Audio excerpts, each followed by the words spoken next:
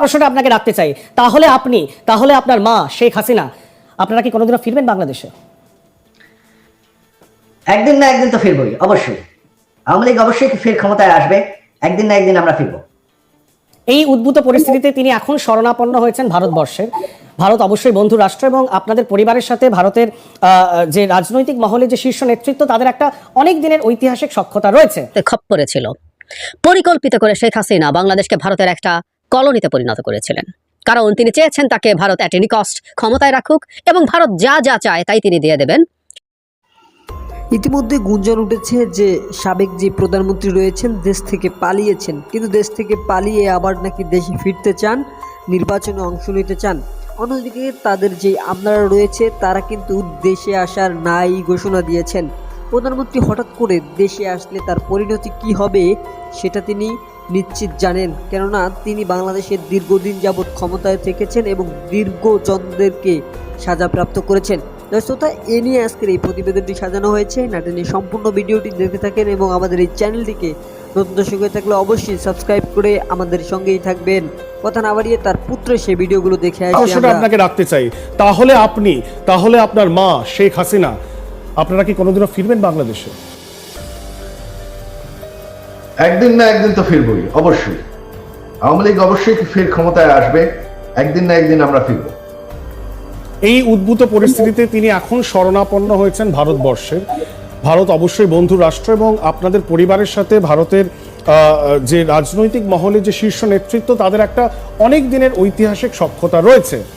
কিন্তু যেটা নিয়ে সবার মনে প্রশ্ন যে আপনার মা, যিনি একজন প্রাক্তন প্রধানমন্ত্রী এবং তার বিরুদ্ধে এখন অভিযোগ উঠছে এবং বলা হচ্ছে যে তাকে বাংলাদেশে ফিরিয়ে আনা হোক। তিনি তার বিরুদ্ধে অনেক অভিযোগ এই মুহূর্তে আনা হচ্ছে। তিনি কেন ছাত্রদের বিরুদ্ধে গুলি চালিয়েছেন, কেন এত ছাত্রের মৃত্যু হয়েছে, তাই she should face the trial. তাকে বাংলাদেশে ফিরিয়ে এনে তার বিচার করা উচিত, এটা বলা হচ্ছে বারবার। এবং ভারত সরকারের কাছে আবেদন করা হচ্ছে যেন তাকে হ্যান্ড ওভার করে দেওয়া হয় বাংলাদেশের নতুন সরকারের কাছে। এরকম প্রচার তো সবসময় চলে। দেখেন, যখন গতবার আমাদের কু হয়, আমার মাকে গ্রেফতার করে ওনার ট্রায়াল কিন্তু করা হয়। এমন না যে এটা হয়নি, এটা কিন্তু অলরেডি হয়েছে। তবে ওনার বিচার করে দেখা গেছে ট্রায়ালে কিছুই নাই, ওনার বিরুদ্ধে সব খালাস। ওনার জীবনহানির শঙ্কা আপনি করেন? কারণ ওনার উপর তো গ্রেনেড হামলাও হয়েছে এর আগে। হ্যাঁ, ওটাই হচ্ছে আমাদের একমাত্র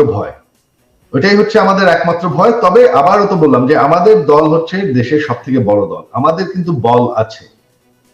আমরা যদি আমাদের দল কিন্তু শেখ হাসিনাকে নিরাপদ রাখতে পারে, তবে সেটা করতে হলে আমাদের শক্ত পজিশন নিতে হবে। আমরা কিন্তু আমাদের নিরাপত্তা নিশ্চিত করতে পারি, তবে সেটা করতে হলে আমাদের লড়াই করতে হতে পারে। আমি সেই লড়াই চাই না। আমি কিন্তু এইটা একটু সবাইকে একটু জানাতে চাই, বিশ্বকে জানাতে চাই যে আপনারা যদি মনে করেন যে আওয়ামী লীগ মরে গেছে, আওয়ামী লীগ মরে নাই। আপনারা যদি মনে করেন যে আওয়ামী লীগের কোনো সাপোর্ট নাই, সেটা কিন্তু ঠিক না। আপনি আওয়ামী লীগের কর্মীদেরকে কি বার্তা দেবেন? যারা দেখছেন এই মুহূর্তে, অনেক মানুষ দেখছেন, বার্তাটা কি দেবেন তাদেরকে? কারণ তারা তো মার খাচ্ছেন এই মুহূর্তে বাংলাদেশে। আমরা তাদেরকে ঠেকিয়ে রেখেছি যে তোমাদের উল্টা মারামারি করার দরকার নেই। আস্তে আস্তে দেখবে, সময়তে আপনারা দেখবেন কি হবে। তারা তো প্রাণহানি পর্যন্ত হচ্ছে, তাদেরকে তো বাঁচাবার কেউ নেই, তাদের প্রাণহানি হচ্ছে। শীর্ষ নেতৃত্ব তো বাংলাদেশে নেই, আপনি আছেন আমেরিকাতে, আপনার মা রয়েছেন ভারতবর্ষে। না, আপনি যদি এখন দেখেন, আজকের থেকে কিন্তু তাদের উপর হামলা অনেকটা কমে গেছে, কারণ আমাদের নেতাকর্মীরা এখন নিজেদের নেতাদের পাহারা দিচ্ছে। তারা নিজেদেরকে সংগঠিত করতে পারছেন। হ্যাঁ, সংগঠিত হচ্ছে। শেখ হাসিনা এরপর কোথায় যাবেন? তার অভিমুখটা কোথায়? আমরা তো শুনছি লন্ডন আপনাদেরকে অ্যাসাইলাম দিতে রাজি নয়, আমেরিকা ভিসা ক্যান্সেল করে দিয়েছে বলে এমন একটা খবর পাওয়া যাচ্ছে। আমরা ঠিক জানি না উনি কি ফিনল্যান্ডে যাবেন, উনি কি স্ক্যান্ডিনেভিয়ান দেশগুলিতে যাবেন, উনি যাবেন কোথায়? এই বিষয়ে আপনার যতগুলো খবর ছড়ছে এগুলো সম্পূর্ণ গুজব। তিনি এখন পর্যন্ত কোথাও অ্যাপ্লাই করেন নাই। ইউকেতে অ্যাপ্লাই করেন নাই, আমেরিকায় তো অ্যাপ্লাই করেন নাই, ফিনল্যান্ডে অ্যাপ্লাই করেন নাই, তিনি কোথাও অ্যাপ্লাই করেন নাই অ্যাসাইলামের জন্য। ওনার এই পর্যন্ত কোনো পরিকল্পনা নাই কোথাও যাওয়ার। ওনার উদ্দেশ্য হচ্ছে অতি শিগগিরই বাংলাদেশে ফিরে যাওয়া, রাজনীতি করার জন্য বা রিটায়ার করার জন্য, বা তিনি চান বাংলাদেশে ফিরে যেতে। তিনি কি রাজনীতিতে থাকবেন বা রাজনীতিতে প্রত্যাবর্তন করবেন, না রাজনীতি থেকে সরে যাবেন? এটা কোনো সিদ্ধান্ত নেওয়া হয়নি, বাট এখন যেহেতু আমাদের দলকে আবার সংগঠিত করতে হচ্ছে, এটা তিনি করছেন। কারণ আপনি এর আগে বলেছিলেন যে তিনি খুব অভিমানী, তিনি দুঃখ পেয়েছেন, তিনি অভিমানে বাংলাদেশ ছেড়েছেন। হ্যাঁ, সেটা আমরা সবাই অভিমান করেছিলাম, তবে পরের দিন যখন দেখি যে আমাদের নেতাকর্মীদেরকে হত্যা করা হচ্ছে, তখন আমরা বললাম যে আমাদের নেতাকর্মীদেরকে ছেড়ে দেওয়া যাবে না, তাদেরকে অর্গানাইজ করতে হবে, তাদেরকে নিরাপদ রাখতে হবে, আর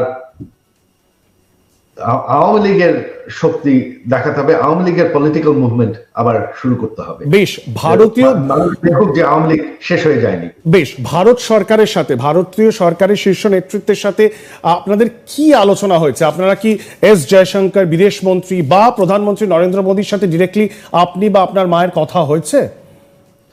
আমি কারোর সাথে কথা বলি নাই, কি আলোচনা হয়েছে আমি জানি না। বাট আপনি কি খোঁজ নিয়েছেন, খবর পেয়েছেন যে আপনার মায়ের সাথে তাদের কথা হয়েছে কিনা? কারণ তিনি তো একটা এয়ার বেসে এই মুহূর্তে আটকে শরণাপন্ন হয়েছেন। রাইট, না শুনেছি কথা হয়েছে, কি কথা হয়েছে আমি জানি না। তবে আমি প্রথমেই প্রধানমন্ত্রী মোদীকে আমার কৃতজ্ঞতা জানাতে চাই, আন্তরিক কৃতজ্ঞতা, আমার মার জান বাঁচিয়ে দিয়েছেন। তবে ভারতীয় সরকারকে আমি একটি কথা বলবো যে ভারতের ইস্টার্ন সাইডে সিকিউরিটি এবং মাইনরিটিসদেরকে নিরাপদ রাখতে শুধুমাত্র একটি সরকার সক্ষম হয়েছে, সেটা হচ্ছে আওয়ামী লীগ। আর একমাত্র আওয়ামী লীগই পারবে এটা। আওয়ামী লীগ একমাত্র গ্যারান্টিড, আপনারা যদি চান যে বর্ডার সিকিউর থাকবে আর বাংলাদেশের হিন্দুরা সিকিউর থাকবে, একমাত্র গ্যারান্টি আছে যদি আওয়ামী লীগ ক্ষমতায় থাকে। আর সেটার জন্য কিছু প্রয়োজন নাই, সেটার জন্য শুধুমাত্র প্রয়োজন যে একটা নির্বাচন এবং একটা ফ্রি এন্ড ফেয়ার নির্বাচন, যেখানে আওয়ামী লীগের উপর আর হামলা না করা হয়। যে দেশ ফ্রি এন্ড ফেয়ার ইলেকশন হয়, আমি কনফিডেন্ট যে আওয়ামী লীগ এখন আবার। বেশ, আপনার দেশ আমাদের পার্শ্ববর্তী দেশ, সেই দেশের তৈরির মুহূর্তে ভারত পাশে ছিল। আজও আপনার পরিবার এবং আপনার পরিবারকে শরণাপন্ন ভারতে আপনারা হয়েছেন এবং ভারত সরকার সেই সাহায্য করছে, কিন্তু ভারতের যে অ্যাক্টিভ সাহায্যের কথা আপনি বলছেন, সেটাকে আপনারা পেয়েছিলেন এই বিগত সময় যখন ক্রাইসিসটা চলছিল, নাকি সেটা পাননি বলেই আজকে এই সরকারটা পড়ে গেল? না, তখন মানে এই সিচুয়েশন, আমার মার উপর আক্রমণ হওয়ার আগ পর্যন্ত তো মানে গণভবনে আক্রমণ হওয়ার, নিজের জীবন বাঁচাতে হঠাৎ করে যখন দেশ থেকে পালিয়েছেন প্রধানমন্ত্রী শেখ হাসিনা, তখনই গুঞ্জন উঠেছে এই বাংলাদেশের মাটিতে তিনি আর পা রাখতে পারবেন না। দর্শক, শেখ রেহানা এবং শেখ হাসিনা দুজন মিলে দেশ থেকে পালিয়ে গিয়েছেন, আশ্রয় নিয়েছেন ইন্ডিয়ার মাটিতে, যেখানে তাদের বড় একটি গোষ্ঠী রয়েছে ইন্ডিয়াতে। ইতিমধ্যে অন্যদিকে সজীব ওয়াজেদ জয় লাইভে এসে বিভিন্ন সময় ইন্ডিয়াকে উস্কানোর চেষ্টা করছেন, এমনকি দেশে যে জনগণ রয়েছে সেই জনগণকে উস্কানোর চেষ্টা করছেন, তাদের জীবনকে বিপন্ন করছেন। দর্শক, নাটনের সম্পূর্ণ ভিডিওটি আপনি দেখার পরে আমাদের অবশ্যই কমেন্ট বক্সে জানিয়ে যাবেন আপনাদের সঠিক মতামতটি। আজকের মতো এখানে বিদায় নিচ্ছি।